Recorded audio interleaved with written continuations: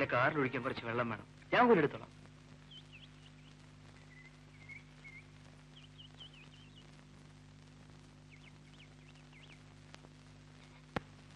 അയ്യോ മോളെ വേണ്ട, വീഴും. ഞാൻ പോരുത്തരാം.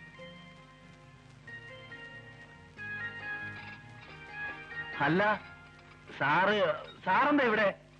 കാറിന്റെ നേരിട്ട് വെള്ളം തീർന്നു, കുറച്ച് വെള്ളം ഒഴിക്കണം. ഇതെന്റെ വീടാ, ഇതെന്റെ പെങ്ങളാ. സാറ് കയറി ഇരുന്നാട്ടെ. ഇല്ല ശിവരാമ, എനിക്ക് പോകാൻ ധൃതിയുണ്ട്. മോൾ സ്കൂളിലാക്കണം. അയ്യോ, അത് പറഞ്ഞാൽ പറ്റില്ല. സാർ എന്റെ വീട്ടിൽ ആദ്യം വരികയല്ലേ, ഒരു കപ്പ് കാപ്പി കുടിച്ചിട്ട് പോവാം. വാ മോളെ.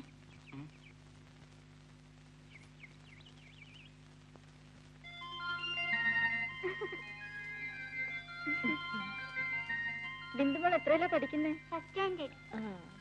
മോളുടെ അമ്മയുടെ പേരെന്താ? എനിക്ക് അമ്മയില്ല, എന്റെ അമ്മ മരിച്ചുപോയി.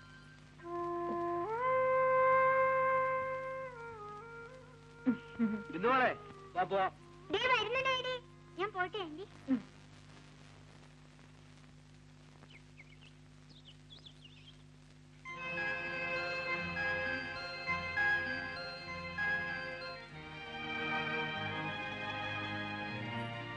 മോളെടുത്തോ. മറ്റേ ആന്റി. വാ മോളെ. വരട്ടെ ശിവരാമ. വണ്ടിയുടെ കുഴപ്പമൊക്കെ തീർന്നോ സാറേ? ഒത്തിരി ദൂരം പോകണ്ടതല്ലേ? തീർന്നു. എന്ന് ഞാൻ വരട്ടെ.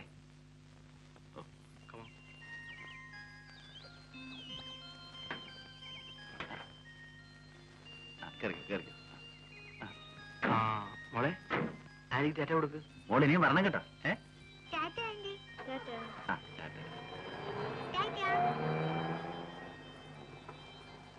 നല്ല മനുഷ്യനാ, പണക്കാരനാണെന്ന ഭാവമേ ഇല്ല.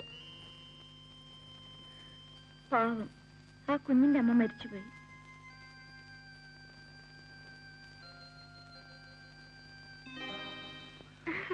ഡാഡി, ഡാഡി, നമ്മൾ ഇന്നാളെ പോയില്ലേ, ആ ആന്റിയുടെ അടുത്ത് പോകാം. മോൾ അവരെ മറന്നില്ലേ? അവൾ ഒരുപാട് ദൂരെയല്ലേ മോളെ? എന്നാ ഡാഡി ആന്റി ഇങ്ങോട്ട് കൂട്ടിക്കൊണ്ടുപോവാ. ആ ആന്റി എനിക്ക് വലിയ ഇഷ്ടാ. ആ ആന്റി ഇവിടെ വന്നാ എന്നെ കുളിപ്പിക്കൂ, എനിക്ക് ചോറ് തരൂ. ഞാൻ ആന്റിയുടെ കൂടെ ഉറങ്ങും.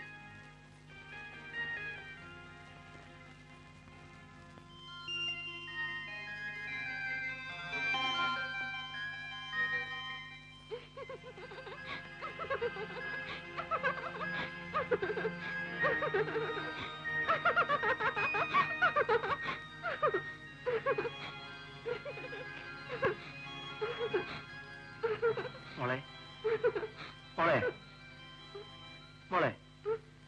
ഡാഡി, ഡാഡി, ആന്റി ഇവിടെ. ആന്റി. ആന്റിയോ? ആ ആന്റി ഇവിടെ വന്ന് എന്നെ എടുത്ത് ഉമ്മ വെച്ചു. മോള് സ്വപ്നം കണ്ടതാണ്. കിടന്നുറങ്ങിക്കോളൂ.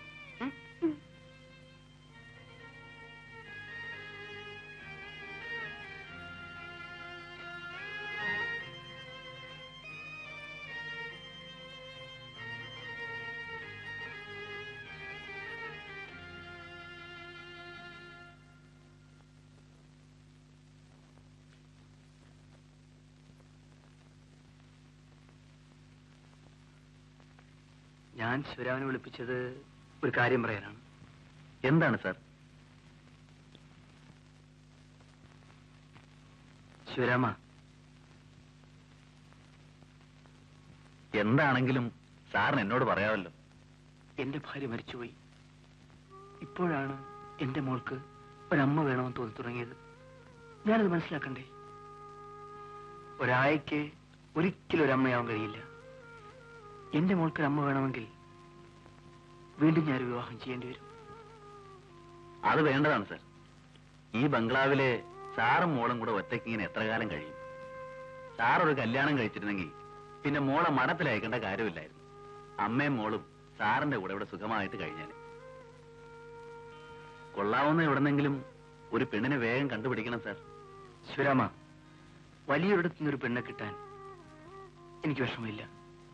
പക്ഷെ എന്റെ മോള് ഒരമ്മയെ കണ്ടെത്തിയത് അങ്ങേരുടെ നിന്നല്ല, പാവപ്പെട്ടൊരു വീട്ടിൽ നിന്നാണ്.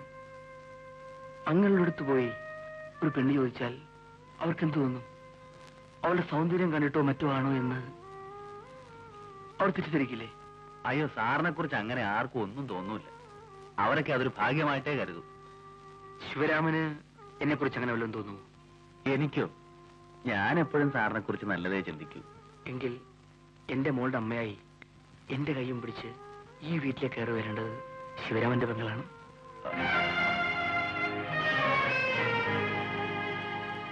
എന്താ, ശിവരാമന് ഇഷ്ടമല്ലേ? സാവിത്രിയെ എനിക്ക് വിവാഹം കഴിച്ചെന്നൂടെ? എനിക്കൊന്ന് ആലോചിക്കണം സാർ. മതി, ആലോചിച്ച് പൂർണ്ണ സമ്മതമുണ്ടെങ്കിൽ മാത്രം ശിവരാമൻ സമ്മതിച്ചാൽ മതി.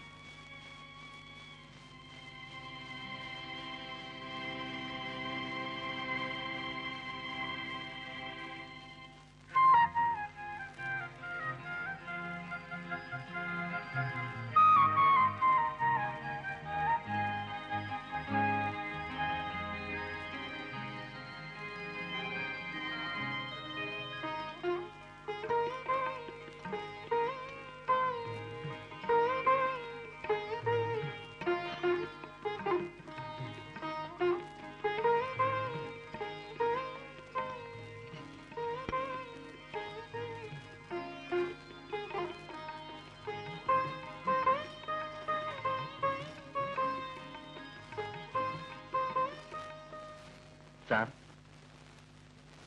ഞാൻ എന്റെ പെങ്ങളെ സാറിന് വിവാഹം കഴിച്ചു തരാം. എനിക്ക് സമ്മതമാണ് സാർ. എനിക്ക് സമ്മതമല്ല. സാവിത്രി, നീ നല്ലതുപോലെ ആലോചിച്ച് നോക്ക്. എന്താലോചിക്കാനാണ്? ഇങ്ങനെയൊന്ന് ആഗ്രഹിക്കാൻ എന്റെ ജീവിതത്തിൽ എന്താണുള്ളത്? ചേട്ടനൊന്ന് ഓർത്തു നോക്ക്. ഞാനൊരു വീട്ടിൽ ജോലിക്ക് നിന്നു. അവിടെ ഒരാളെന്നെ ചതിച്ചില്ലേ? ഞാൻ ഇയാളുടെ കുഞ്ഞിന്റെ അമ്മയായി. ഇതൊക്കെ അറിയാവുന്ന ചേട്ടനാണോ എന്നോട് ഇങ്ങനെ പറയുന്നത്? അറിയാവുന്നതുകൊണ്ടാണ് ഇങ്ങനെ വേണമെന്ന് പറയുന്നത്. സാവിത്രി, നീ നിന്റെ കഴിഞ്ഞ കാലം മറക്കണം. നമ്മൾ ആരോട് ഓർക്കാൻ പാടില്ല. നീ ഒരു പുതിയ ജീവിതം തുടങ്ങണം. എന്റെ ആഗ്രഹമാണ് മോളെ.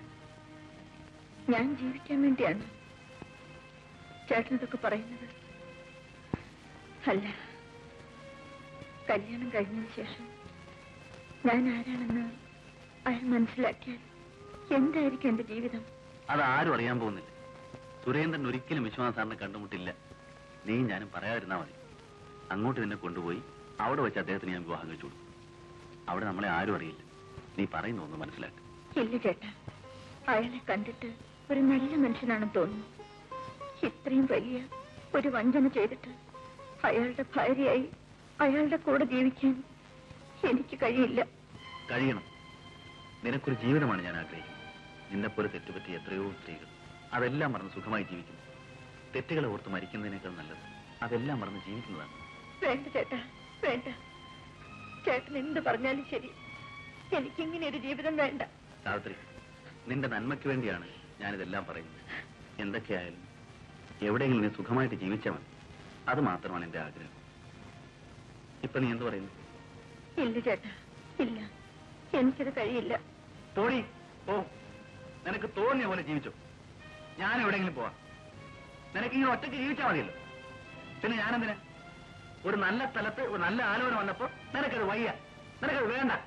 എടീ, ഇത്രയും കാലം ഞാൻ നിനക്ക് വേണ്ടേ ജീവിച്ചു, അറിയോ? നീ ഇതിന് സമ്മതിച്ചില്ലെങ്കിൽ പിന്നെ പിന്നെ ഞാനില്ല. ഓടി ഓ, നിനക്ക് തോന്നിയ പോലെ ജീവിച്ചു ഓ. ചേട്ടാ, ഞാൻ കാരണം ചേട്ടൻ വിഷമിക്കരുത്, വേദനിക്കരുത്. ചേട്ടന്റെ സുഖത്തിനും സന്തോഷത്തിനും വേണ്ടി എന്നെ കുറിച്ച് എന്ത് തീരുമാനം വേണമെങ്കിലും ചേട്ടൻ എടുക്കണം. ഞാനിതനുസരിക്കും.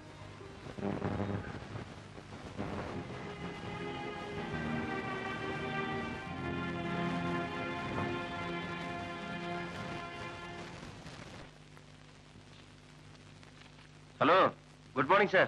Good morning. ഞാനിവിടെ ഒരു ബിസിനസ് തുടങ്ങാൻ വേണ്ടി സ്ഥലം നോക്കാൻ വന്നതാ. ഓഹോ, അപ്പൊ 40 ലക്ഷമൊക്കെ ഉണ്ടല്ലോടാ. നമ്മൾ തമ്മിൽ കണ്ടിട്ട് ഒരുപാട് നാളായില്ലേ? ആ, നിനക്കെന്താ കുടിക്കാൻ വേണ്ടത്? ഒന്നും വേണ്ട, എനിക്ക് പോകാൻ ധൃതിയുണ്ട്. നിന്റെ മോക്ക് സുഖം തന്നെയല്ലേ? ആ, അങ്ങനൊക്കെ കഴിയുന്നു. ആ, ഞാൻ നിന്നോടൊരു കാര്യം പറയാം. ഞാനൊരു വിവാഹം കഴിക്കാൻ തീരുമാനിച്ചു. അത് കൊള്ളാം. ഏതാടാ പെണ്ണ്?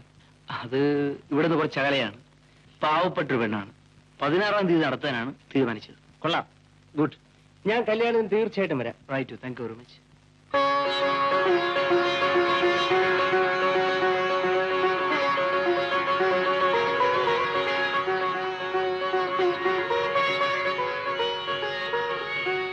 ഇതാണ് സാവിത്രി, നമ്മുടെ ആദ്യത്തെ രാത്രിയുടെ പ്രത്യേകത.